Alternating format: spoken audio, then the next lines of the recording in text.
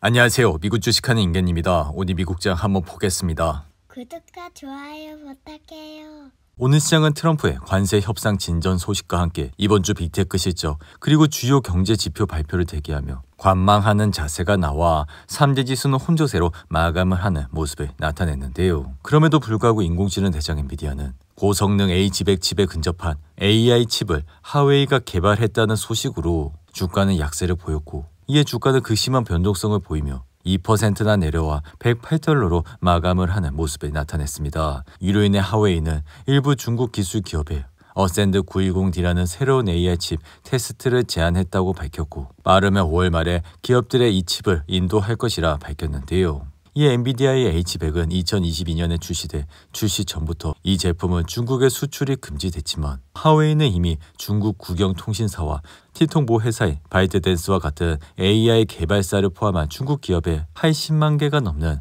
어센트 910을 공급할 계획이라고 밝혔습니다. 이에 최근 엔비디아는 중국용 저성능 H20 가속기의 판매도 인가체제로 바꾸기로 하면서 대중 수출은 대폭 위축될 것이라 예상돼 주가는 바닥을 치는 모습을 나타냈고, 이에 엔비디아는 올 들어 두 번째로 110달러를 깨며 이후 100달러 선마저 무너지자 단숨에 주가는 86달러까지 내려오는 모습을 나타냈는데요.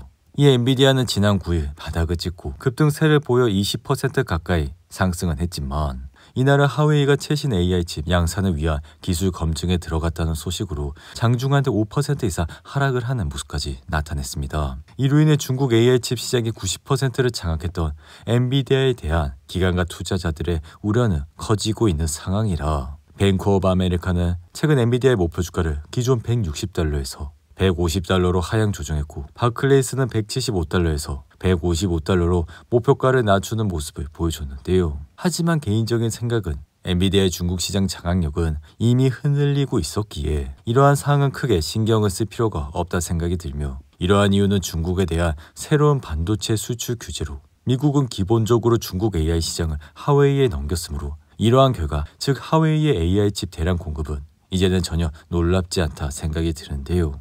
한편 나스닥은 이날 장중 내내 극심한 변동성을 보이며 1% 이상 하락을 하다 다시 V자 반등을 하며 약보합 상태로 마감했고, 지금은 트럼프의 유화적 접근법에 대한 기대는 여전히 살아있어 어쨌든 시장은 무역 긴장의 정점을 지났을 것으로 기대를 하기에 나스닥은 이후 7% 넘게 반등을 하고 있는 모습까지 보여주고 있습니다. 이에 트럼프는 지금 중국에 대한 관세를 낮출 수 있다 발언을 하고 있고, 중국과 협상 중이라고도 밝혀 여기에 한국과 일본 등과의 협상을 서두르고 있기에 이러한 협상은 미국이 여러 국가와 10% 보편 관세를 없애거나 낮추는 방안에 대해 논의를 하고 있는데요.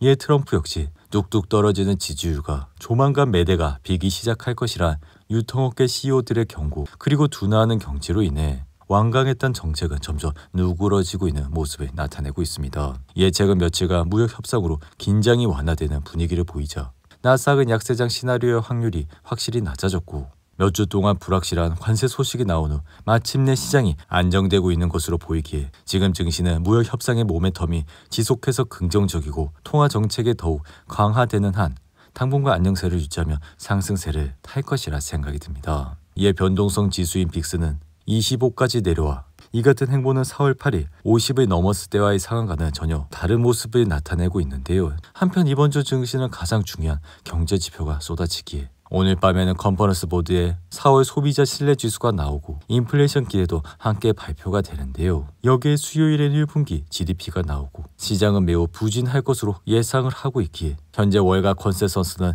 0.4% 수준이라, 심지어 골드만삭스는 마이너스 0.2% 그리고 애틀랜타 연은의 GDP 나오는 마이너스 2.2%를 가리키고 있다 할 수 있습니다. 이에 금요일엔 4월 고용 보고서가 나와 우리는 실업률이 올라갈지 지켜봐야 되며, 결국 경기 침체는 실업률 증가로 시작되는 경우가 많기에 현재 시장의 컨센서스는 신규 고용의 12만 5천 개 그리고 실업률은 4.2%를 유지할 것으로 전망을 하고 있습니다. 여기에 이번 주는 어닝 시즌도 굉장히 바빠 100개 이상의 기업이 실적을 보고할 예정이며, 목요일 새벽에는 마이크로소프트와 메타, 그리고 금요일 새벽에는 애플과 아마존이 실적을 공개해 지난주 구글의 실적은 빅테크에 대한 희망을 줘 클라우드 매출을 28% 그리고 검색 매출은 거의 10%가 증가하는 모습을 보여 관세로 인해 일부 타격에 대한 우려가 있었지만 빅테크의 실적은 여전히 잘 나가고 있는 모습을 나타내고 있습니다. 이로 인해 지금까지 1분기 기업의 실적은 전반적으로 탄탄한 모습을 보여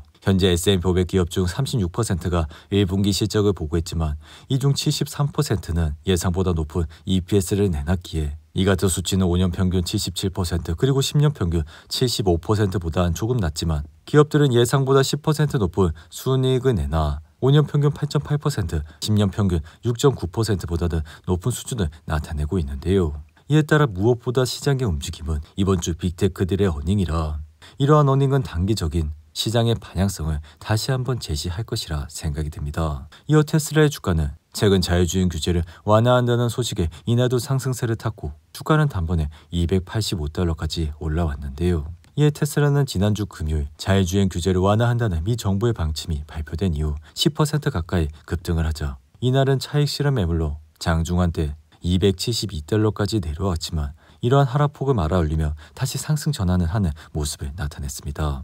이에 우리가 지금 체크해야 될 사항은 이러한 상승폭이 이어져 300달러를 돌파하게 된다면 다시 한번 테슬라는 저항선을 뚫고 올라올 수 있기에 테슬라 이번 주 주가의 방향성은 굉장히 중요하다고 할 수 있는데요. 여기에 팔란티아의 주가는 이날도 1% 이상 올라 114달러까지 올라왔고 장중한 때 108달러까지 내려왔지만 이러한 하락폭을 다시 말아올리면서 5일 연속 상승세를 이어가고 있습니다. 이에 팔란티아는 올해 2월 종고점 125달러를 찍은 이후 잠시 흔들리는 모습을 나타냈지만 다시 한번 신고가 부근까지 올라오고 있는 모습을 나타내고 있고 팔란티아 1분기 어닝은 5월 5일로 예정이 되어 있기에 이번 실적에서도 여전히 돈을 잘 벌고 있는 모습을 보여줄 예정이라 이러한 실적 기대감으로 팔란티아는 관세 이슈에 상관없이 주가를 지속적으로 상승을 하고 있는 모습을 나타내고 있는데요.